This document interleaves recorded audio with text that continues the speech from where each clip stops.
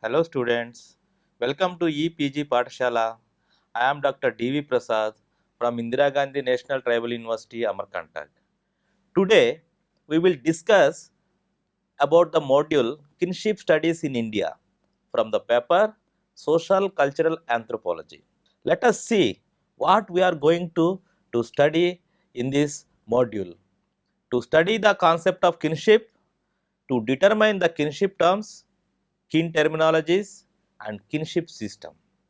To study the kinship system and organization in India. Kinship is a cultural universal. It is the fundamental relationship between human beings.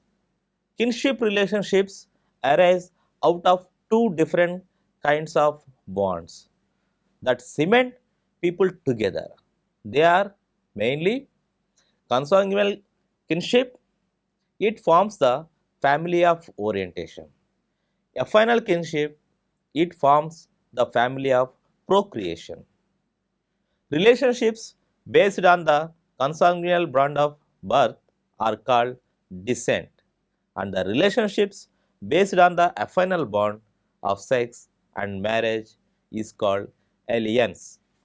The mutually conditioned interplay between the two constitute kinship. A kinship system is a structured system of different relationships where individuals are bound together by complex interlocking and ramifying ties. Study of kinship is very useful to understand the elements of social organization. According to Ratley Brown, WHR Rivers, Kroeber, and they mentioned that there is a high correlation between social organization and kinship terminology. Also, according to Remanforth, kinship is the rod on which one learns throughout the life. Significance of kinship in pre-industrial society is more pervasive and systematic than in modern industrial society. Kinsmen play an important role in social, economical, and political spheres. Kinship usage. The study of kinship is not only based on description of relation between kins or on the basis of their classification or general forms of kinship behavior. There is certain special kinship usage which hold special significance in respect to the non-literate societies. They are mainly avunculate, imitate, covert, joking relationship, avoidance. In avunculate kinship usage, it resembles the relation between the mother's brother and his sister's children. In many societies, like in matrilineal society, maternal uncle fulfill the duties of father as a matter of convention. Her children become the property holding members in his uncle's property. For example, Trobriand islanders of Melanesia, African tribes, and Nayars of South India. And comes to next usage, that is amitate. In this type, relation found among patrilineal societies, more or less similar to avunculate. In this case, father sister gets treat importance and respect. She is more than a mother to her nephew and has the authority on him. This is due to the prevention of negligence of father sister in a social mechanism, especially when she is driven off from her in-laws house. For example, Polynesian Tonga Todas of South India. And covered usage, it shows the relationship between the wife and his husband. Whenever his wife gets pregnant, he has to undergo an austere life and also maintaining a proper diet and number of taboos. According to anthropologists, this resembles a symbolic representation of establishing paternity on child. For example, Thoda and Kasi community of India. In avoidance, the usage of avoidance acts as an incest taboo. For instance, relation between mother-in-law and son-in-law, this is actually a protective measure to avoid those relations who remain face to face in everyday life. Then comes to joking relationship. This relationship can be put in contrast to avoidance. This specially privileged relationship indulges in teasing each other by different kinds of jokes, including vulgar sexual jokes. This can be seen between a man and his wife's younger sister, or between a woman and her husband's younger brother. Some communities of Uttar Pradesh are example to this kinship usage. You can see the pictures from where you can find different kinship usage. In the first picture, the Toda couple, they are the examples of Amitite. The Nayars, they are the example of Avunculate. Trobriand Islanders, also an example of Avunculate. And Khasis, an example of Cowherd. Polynesian Tonga, example of Amitite. Definitions by different anthropologists of kinship. First of all, we can see WHR Rivers defines kinship as the social recognition of biological ties. When it comes to Ratley Brown, he defines kinship is a social relationship based on descent. According to Evans Pritchard, Mayer Fortes, Lucy Mayer, and several anthropologists, defines kinship as a relationship based on cultural defined principles of consanguinity.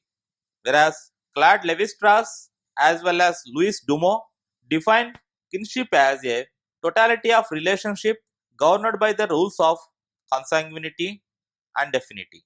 According to Miller, kinship refers solely on the relationships based on descent and marriage. Degree of kinship. Any relationship between two individuals is based on the degree of closeness or distance of that relationship. This can be seen as in the form of degree of kinship, which can be manifested in tabular form. The degree of kinship basically classified into three types, that is primary kinship, secondary kinship, and tertiary kinship.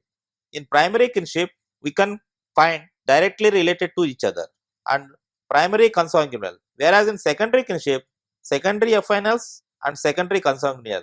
In tertiary kinship, tertiary affinal and tertiary consanguineal. And primary kinship, those who are directly related to each other are known as primary kin. Secondary kinship, the primary kins of primary kin, in other words, those who are directly related to primary kin becomes one secondary kin. There are 33 secondary kin. Tertiary kin, the primary kin of primary kins, primary kin, or secondary kin of primary kin of secondary kin. Roughly 151 tertiary kins have been found.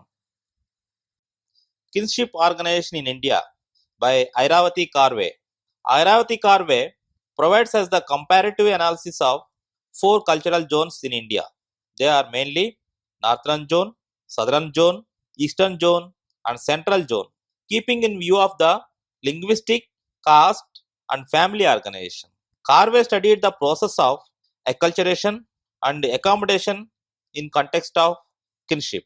Further, Karve's comparative study takes the following points into consideration, that is, list of kinship terms in Indian language, mainly focused on the differences between Sanskritic North and Dravidian South.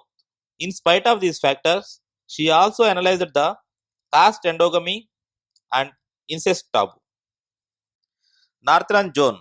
In this, four basic features of kinship are found. Number one, territoriality. Number two, genealogy. Number three, incest taboo, and local exogamy. They are the terms for consanguine relations and terms for affinal relations. There are primary terms for 3 generations of immediate relations, and the terms for 1 generation are not exchangeable for those of another generation. All the other terms are derived from the primary terms. Rules of marriage. The rules of son is main feature to all marriage alliance. A person must not marry in his patri family and must avoid marriage with Sapindra kin. 4 Gotra Sasan rule, that is, avoidance of the Gotras of father, mother, grandfather, and maternal grandfather is generally practiced among Brahmins and other upper castes in North India. However, some intermediate and most of the lower castes avoid 2 Gotras, namely that of father and mother. And distribution of northern zone, areas of Sindhi, Punjabi, Hindi, Bihari, Bengali, Assami, and Nepali. Lucy Mayer's Terminologies, 1984. She has devised the following terminologies in India. They are kindred, cognates, affines, corporate group, lineage, lateral, and lineal. In kindred, genealogically linked the ego having common obligations. Cognates are the people related to an individual by birth. Affines are the persons related to an individual through marriage. Corporate group, continuing property holding groups. Lineage, corporate group recruited by descent. Lateral, it shows the side if kinship group belongs to. Lineal, it shows the line of kinship group. Kinship in India follow the clan exogamy and caste endogamy. Clan exogamy, in this, primary relatives, secondary relatives, and tertiary relatives will be there. Family of procreation comes under primary relatives. Relation beyond family are secondary relatives, and tertiary relatives include distant relatives and relations beyond family. Central zone. It comprises the linguistic regions of Rajasthan, Madhya Pradesh, Chhattisgarh, Gujarat, Kathiawar, Maharashtra, and Orissa, with their respective languages, namely Rajasthani, Hindi, Gujarati, Kathiawadi, Marathi, and Odia. This zone shows the influence of Northern zone and Eastern zone. The Central zone follows these rules. Number 1, cross cousin marriages are common, which are not witnessed in North zone. Many castes are divided into exogamous clans like North zone. In some castes, exogamous clans are arranged in hypergamous hierarchy, but it is not guaranteed that these features can found in all over the regions. For instance, in Rajasthan, Jats follow 2 Gotra exogamy along with village exogamy. Baniyas practice 4 Gotra rule, and Rajputs have hypergamous clans. And feudal status is an important consideration in marriage. And examples of Rajputs put a lot of emphasis on purity and nobility of descent. Status of mother on either side is also a factor in marriage alliance. And example of Gujarat and Kathiawar, some castes allow cross cousin marriages, others allowed marriage once a year, some others permitted once every 4 or 5, 9 or 12 years. The marriage year arrives, it announced from village to village, and there is a rush to perform marriage. The practice of Nantra, Lavarite exists even today. Examples of tribes, cross cousin marriages among Khati, Ahir, Ghadwa, Charan, Gharasiya, Kolis, Bhils allow both types of cross cousin marriages. The Marathas, no parallel cousin marriages are allowed. There is also taboo on paternal cousin marriages. Generally, preference for a man's marriage is with his maternal cross cousin. Sisters can and do marry the same man. Brothers generally avoid marrying 2 sisters. And Brahmins in Odisha, Aranyaka Brahmanas and Karns Kayastas do not allow cross cousin marriages. Some agricultural castes allow cross cousin marriages, but others prohibit. Junior levirate is found among the poor classes. Rajputs, the rule of exogamy not dependent on the clan name but on the symbol connected with the clan. The symbol is called Devaka. No two people having the same Devaka can marry. The clans and the Devaka both play a significant role in marriage. In the southern zone, caste endogamy and clan exogamy is followed similar to the northern system. It is called as Bedagu or Bedaga or Bali in Karnataka. The Kotas of Nilagiris call it Keri. The Kottai Vellals call it Kilai. The Koyas name it Gattu and the Kurumbas call it Gumpu. Some Telugu people call it Inti Peru and the Malayalis mention it Illom. In Travancore, it is referred to as Veli. The word Gotra is also widely used. The main symbols used for clans are silver, gold, axe, elephant, snake, jasmine, stone, etc. The southern zone possesses both types of features, that is, patrilocal and patrilineal systems. These are mainly found in Karnataka, Tamil Nadu, and Andhra Pradesh. Also, matrilineal and matrilocal systems. Then comes to rules of marriage. Age and not generation is the main consideration in the southern kinship system. Marriage is outside the exogamous kin group called Balli or Begadu or Kilai. The rules of marriage are: one must marry a member of one's own clan, and a girl must marry a person who belongs to this group, older than the self, and also to the younger than the parents. Then comes to distribution. The Nayars, the Tians, some Moplas in Malabar region, and the Banths in Kanara district have matrilineal and matrilocal family, and it is called Tharwad. It consists of a woman, her brothers and sisters, her own and her sister's son and daughters. No affinal relation lives in Tharwad. Some consanguines are excluded. They are children of the males. There is no husband wife, father's children relationship in a Tharwad. Taboos. However, there are taboos on marrying younger sister's daughter, levirate, and mother's sister's daughter. Maternal uncle and niece marriages and cross cousin marriages result in double relationships. A cousin is also a wife, and after marriage, a cousin is more of a wife than a cousin. Khasis in Meghalaya, Assam. They belongs to matrilineal society, speaks one Khmer language. The Khasis have giant family with common worship and common graveyard, but the husband and wife live together in a small house of their own.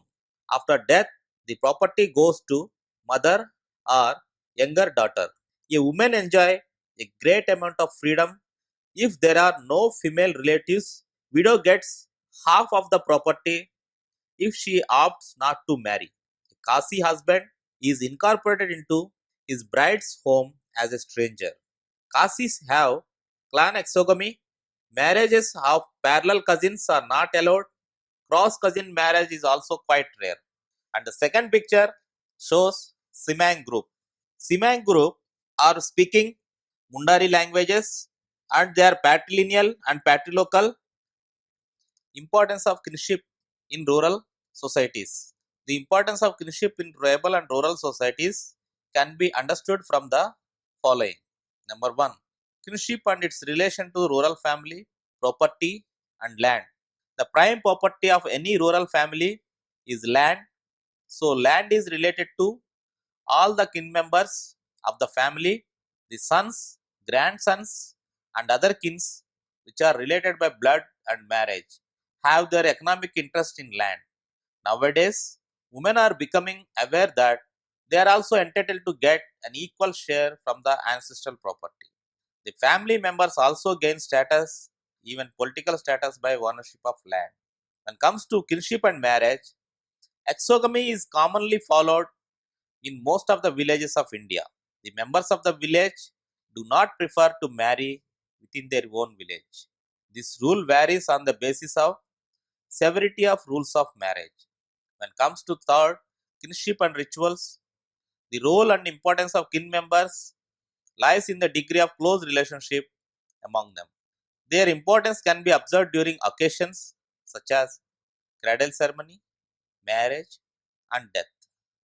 During a naming ceremony, it is father's sister who has to give a name to the newborn.